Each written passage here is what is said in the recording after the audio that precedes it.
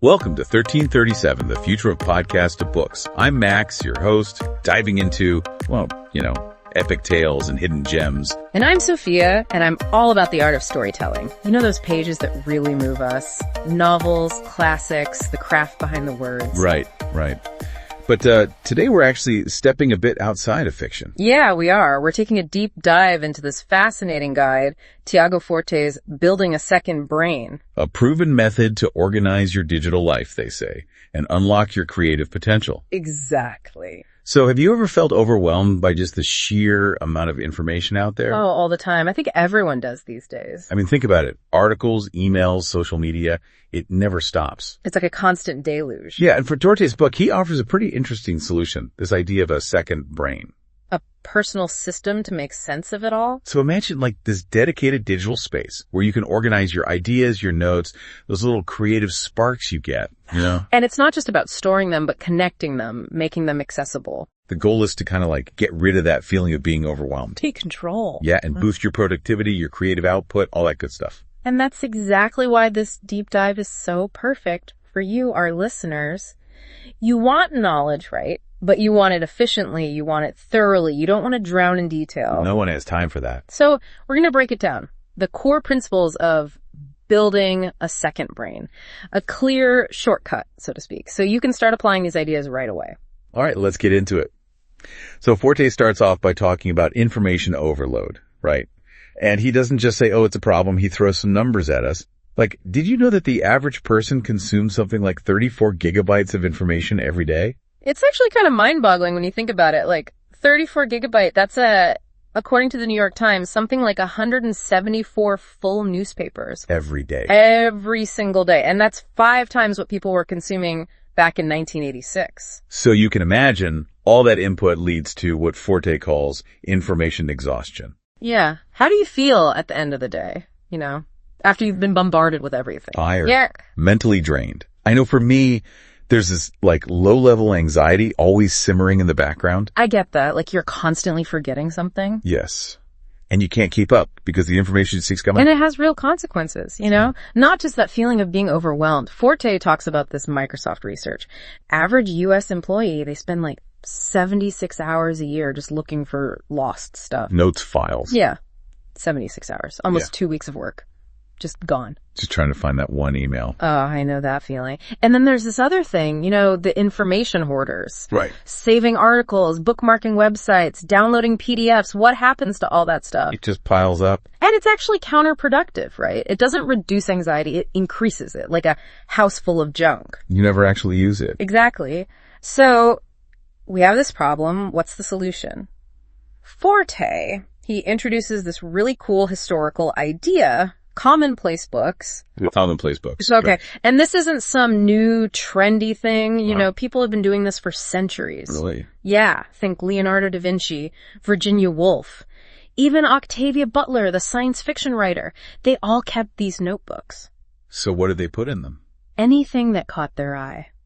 Interesting ideas, quotes, personal observations, whatever sparked their curiosity. Like a curated collection of knowledge. Exactly. And Forte points out, these commonplace books, they were really popular during the Industrial Revolution. Another time of huge information growth. So there's a parallel there. Absolutely. Back then, it was like an anchor, a way to thoughtfully engage with the world. Not just passively absorbing, but actively thinking about it. Right. And today, we have a similar challenge. Our digital world, it's so focused on what's new, what's trending. And we're always on, always connected. Yeah. So Forte suggests this idea of a modern commonplace book, it could be incredibly valuable to shift our focus, to what's timeless, what's personal. To slow down a bit. Exactly. Reread, reflect.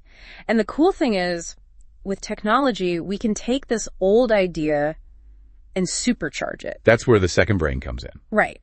A digital commonplace book. With all the benefits of, searchability, organization. Syncing across your devices. Cloud backups so you don't lose anything. Right. It's like this powerful knowledge vault always at your fingertips. But we're not just talking about storing information here. No, it's about actively using it. Forte says we need to change how we think about technology itself. Not just storage, but a tool to enhance our thinking. He calls it a bicycle for the mind. I love that analogy. Like a bicycle, technology can help us go further, faster. Exactly. So what's the big promise of this second brain then? Well, for starters, you can find anything you've ever learned quickly. Imagine that. No more endless searching. And you can organize your knowledge, to actually move your projects forward. Because you're not just collecting information, you're actually using it. And you can save your best ideas, your insights. So you're not constantly reinventing the wheel. You can connect ideas, see patterns, make better decisions. You can share your work more easily. And you can relax, knowing that everything's tracked, everything's accessible. It sounds amazing. I'm already feeling less stressed. Right. And you spend less time searching, more time doing the work that matters. Now, you mentioned other systems that are similar to this idea of a second brain. I've heard of Zettelkasten before. Yeah, that's a German word, basically means slip box. It was a system used by the sociologist Niklas Luhmann. He was incredibly productive. And I've also heard of Memex. Right. That's more of a conceptual thing. Vannevar Bush, he imagined this futuristic information device. And what about the digital garden? That's a newer one, right? Yeah, Anne-Laure LeCun, she kind of popularized that term, this idea of ideas growing organically interconnected. So these are all kind of different approaches to the same problem. Yeah, making information more useful, more generative. And Forte, he actually shares his own story, how he came to this whole second brain idea. Oh, yeah. Yeah, he was overwhelmed, by all the information he was encountering. So he started experimenting with digital note-taking. So this isn't just some theory, it's something he actually lived. Exactly. He started with simple text files, then it evolved. Images, links, different types of files. He discovered the power of this digital system for himself. Yeah. And he argues this ability to manage information, it's crucial, for professional success. And just for a better life in general. Okay, so we've got the problem, we've got the solution. Now, how does it actually work? Right. How do you build a second brain? So Forte lays out these 4 superpowers, that's what he calls them. So are superpowers. Okay, I'm intrigued. These are the key benefits you get from building a second brain. All right, give them to me. First, you can make your ideas concrete. What does that even mean? It's about taking those thoughts, those ideas that are just swirling around in your head and getting them out. Oh, like decluttering your brain. Exactly. Forte uses this great example, Watson and Crick, they discovered the structure of DNA. Yeah. They didn't just think about it, they built physical models. Oh, right. They use cardboard cutouts and stuff. Exactly. So they made their ideas tangible, and that helped them understand it. So it's not just about thinking, it's about doing something with those thoughts. Right. And the second superpower, it's about revealing new associations. Associations. Yeah, like connections between ideas that you might not have seen before. How does the second brain help with that? Well, when you bring all these different notes together, you start to see patterns. Like Legos, you can combine them in so many ways. Well, that's a good analogy. Forte talks about this exercise, the 12 favorite problems. 12 favorite problems, huh? It's based on this physicist, Richard Feynman. Basically, you keep a list of like a dozen open-ended questions, your own favorite problems. Interesting. And then whenever you encounter new information, anything at all, you test it against these problems. To see if there are any connections. Exactly. It's like you're actively looking for insights, for solutions. Okay, so you're forcing yourself to make those connections. What about the third superpower? That's about incubating ideas over time. Incubating. So letting them develop. Exactly. Forte talks about how brainstorming, trying to come up with ideas on the spot, it can be really pressured. Yeah, it's like you have to have a brilliant idea right now. Right. But with the second brain, you can capture those initial thoughts and then let them sit. So they can marinate, kind of. Exactly. He talks about Taylor Swift, how she writes songs. Oh, I love Taylor Swift. So, she'll get these fragments of lyrics, melodies, and she'll just jot them down. And they might not become a song right away. Right. But she lets them simmer, and then bam, a new song emerges. So the second brain is like a breeding ground for ideas. Exactly. Okay. And the last superpower, it's about sharpening your unique perspective. Sharpening perspectives. Yeah, it's about capturing your own personal experiences, your observations, your insights. So it's not just about other people's ideas, it's about your own thinking. Right. He uses Octavia Butler again as an example. She kept tons of notes, research. And that helped her develop her own unique voice as a writer. Exactly. Okay, so we've got these 4 superpowers. Now, how do we actually build this second brain? Forte lays out this framework, the CODE method. Code, C-O-D-E. Capture, organize, distill, express. Okay, let's take them one by one. Capture, what does that mean? It's about being selective. You can't save everything. It's about curating your knowledge. Like a museum curator, choosing what goes on display. Exactly. And he gives you 4 criteria to help you decide what to capture. Okay, let's hear them. First, does it resonate with you? Does it really speak to you personally? All right, makes sense. What else? Is it useful?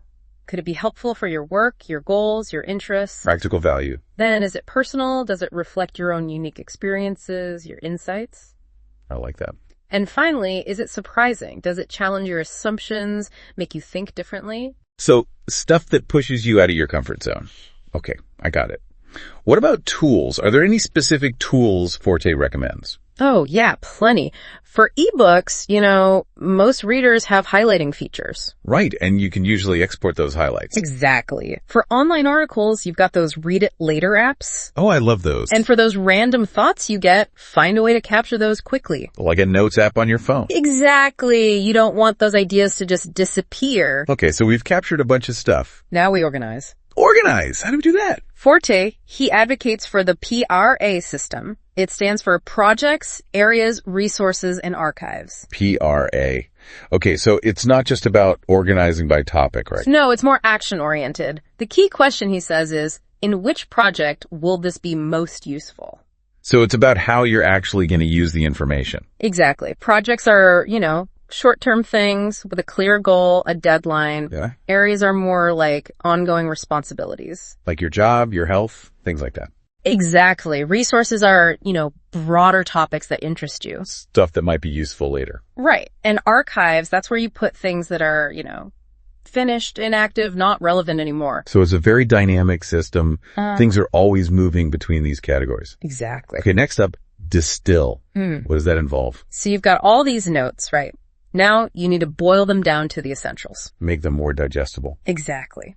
Forte uses this technique called progressive summarization. Progressive summarization. All right, I'm listening. It's a layered approach. You start by capturing the information, then you highlight the key points. Okay, I do that all the time. Then you go back and you highlight even further, bold the most important parts. Like a summary of a summary. Right. And then you write a brief summary in your own words. So you're really forcing yourself to think about the core message. Exactly. It makes it so much easier to recall the information later on. You don't have to reread the whole thing. Right. And there are some common mistakes people make with highlighting. Like what? Highlighting too much, it defeats the purpose.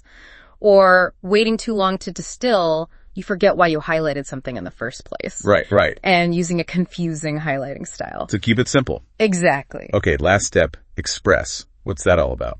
This is where you actually use your second brain to create something. So it's not just about collecting knowledge, it's about sharing it. Exactly. Forte talks about intermediate packets. Intermediate packets. Yeah, they're like building blocks of your work. Meeting notes, research summaries, outlines. Okay, and then you combine these packets to create something bigger. Exactly. He has 3 strategies for this. The archipelago of ideas, the Hemingway bridge, and dial down the scope. Archipelago of ideas. That sounds exotic. It's basically outlining, but more flexible. And Hemingway bridge. That's about always ending your work session knowing what your next step is. So you don't lose momentum. Right. And dial down the scope, that's about focusing on shipping smaller, more manageable pieces of work. Okay, so it's all about turning your knowledge into something tangible. Exactly. Now, building a second brain, it's not just about following the code method, right? There are also some habits that are important. Absolutely. Forte talks about the importance of mise en place. Mise en place. It's a French term. Chefs use it. It means like setting up your workspace, having all your ingredients ready before you start cooking. Makes sense. So in the same way, you need to create the right environment for your second brain. So what are some of the habits that are helpful? He talks about project checklists, like a checklist for starting a project, capturing your initial thoughts, reviewing your notes, creating an outline, Right. and then a checklist for completing a project, extracting those intermediate packets, archiving things. Makes sense. Anything else? Regular reviews, Yeah. weekly, monthly, clearing your inboxes, reviewing your goals, looking for connections between notes. So it's a system that needs constant maintenance. Right. But he also says, don't worry about perfection. Oh, that's good to hear. An imperfect system that you actually use, it's better than a perfect one that just sits there. Absolutely. And then he talks about this really important mindset shift that happens when you start using a second brain. Oh, yeah. It's about moving from a scarcity mindset to an abundance mindset. What does that mean? Scarcity mindset, it's like you think information is limited, you have to hoard it, guard it.